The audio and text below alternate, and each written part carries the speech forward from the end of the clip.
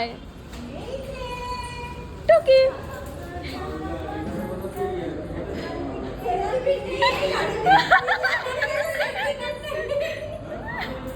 কি আনন্দ বিয়ে করে, বাপরে।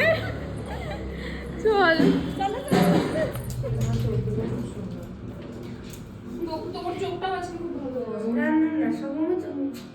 আমার সব স্বাধীনতা চলে গেল।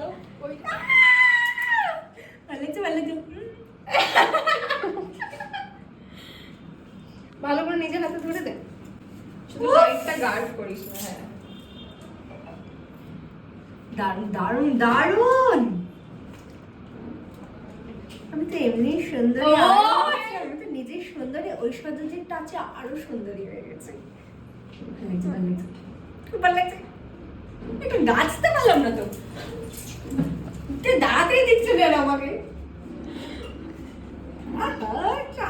সামনে রাখতে হবে মাঝে মধ্যে। কেমন লেগেছে?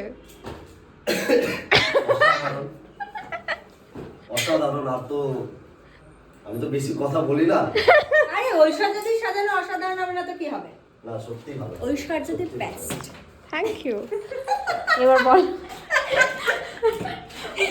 আগের মেকআপ কেমন ছিল? দারুণ দারুণ অসাধারণ, সবাই বলেছে খুব ভালো। কতক্ষণ রেখেছি তুই? 5টা। ভোর 5টা। ভোর 5টা। আজকের এখন মেকআপ কেমন লাগছে? হ্যাঁ, কেমন লাগবে? লাগবে। কেমন চাষ করতে? কিচ্ছু বলবো না, আমি জাস্ট চোখ বন্ধ করে এরকম করে বসবো, ঐশ্বর্যদের যা সাজিয়ে দেবে তাই। চলো চলো।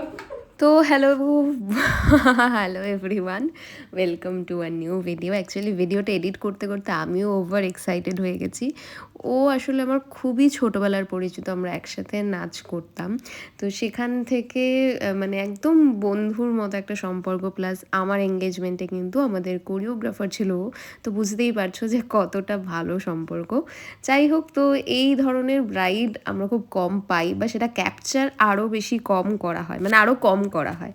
তো সুযোগ যখন পেয়েছি সেটাকে ইউটিলাইজ করেই নিলাম। এই দিন ছিল 29শে নভেম্বর, যেদিনকে আমার 5টা ব্রাইড ছিল। বাট হ্যাঁ, স্টিল সবাইকে টাইমের আগেই রেডি করে কিন্তু আমি ছেড়ে দিয়েছিলাম। আর তার সাথে সাথে কিন্তু প্রত্যেকটা ব্রাইডের মেকিংয়ের ভিডিও নিয়েছি, যেগুলো খুব শিগগিরই তোমাদের সামনে আসছে। অবশ্যই তোমরা নিচে কমেন্টে জানিও যে ওর লুকটা তোমাদের কেমন লাগলো, কীরকমভাবে আমি মেকিং করছিলাম। সেগুলোর ক্লিপিংস কিন্তু ইন ডিটেলস শেয়ার করেছি উইথ আই মেকআপ, যেটা জেনারেলি করা হয় না, বাট এই দিন কিন্তু খুব ভালো করেই সেটা ক্যাপচার করে নিয়েছিলাম। আরেকটা জিনিস, আপকামিং ব্রাইড এবং যারা আপকামিং মেকআপ আর্টিস্ট হতে চাইছো তাদের জন্যও বলে দিই যে খুব ভালো করে একটুখানি নোটিস করে মেকআপ করবে যে কোন ফাউন্ডেশন অক্সিডাইজ করে আর কোন ফাউন্ডেশন অক্সিডাইজ করে না। ওকে বার করে দিয়ে আমরা কথা বলি। হ্যাঁ ঠিক, ভালো একদম। না রে, ওর ভিডিও, তোর ভিডিও হবে না কিন্তু। না না না, সব অনেক ফাউন্ডেশন রয়েছে যেগুলো আমরা অ্যাপ্লাইয়ের সাথে সাথে মুখটা অনেক বেশি হোয়াইটিশ লাগে বা স্কিন টোন মনে হয় অনেক বেশি আপ, কিন্তু টাইমের সাথে সাথে কিন্তু ওটা একদম নর্মাল, যার যে ব্রাইডে কাজ করছো সেই ব্রাইডের স্কিন টোন একদম ফিট হয়ে যায়।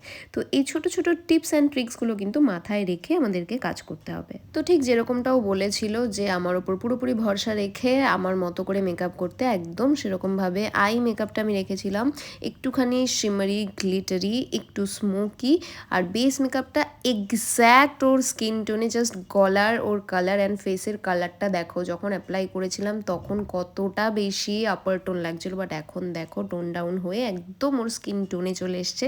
আর একটা মজার জিনিস বলে দিই, যেটা নিয়ে ও খুবই বেশি টেনশানে ছিল, সেটা হচ্ছে আজ অবধিও কোনো দিন আইব্রো প্লাক করেনি।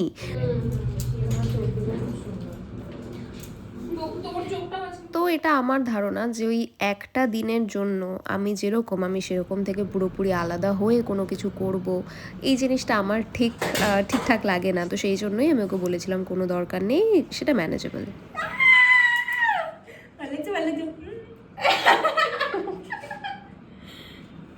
ভালো করে নিজের হাতে ধরে দে, শুধু লাইটটা গার্ড করিস না। হ্যাঁ, দারুণ দারুণ দারুণ।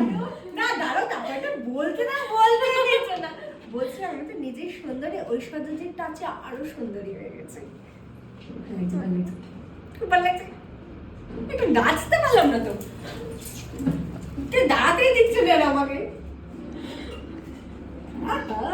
আয়নার সামনে রাখতে হবে মাঝে মধ্যে। শেষ অবধি যেহেতু আমি থাকতে পারিনি, তো হেয়ার স্টাইলিস্ট যে ভিডিওর ক্লিপিংটা দিয়েছিল সেটাই লাস্টে অ্যাটাচ করে দিলাম। তোমরা জানিও কেমন হয়েছে। আজকের মতো চলো টাটা।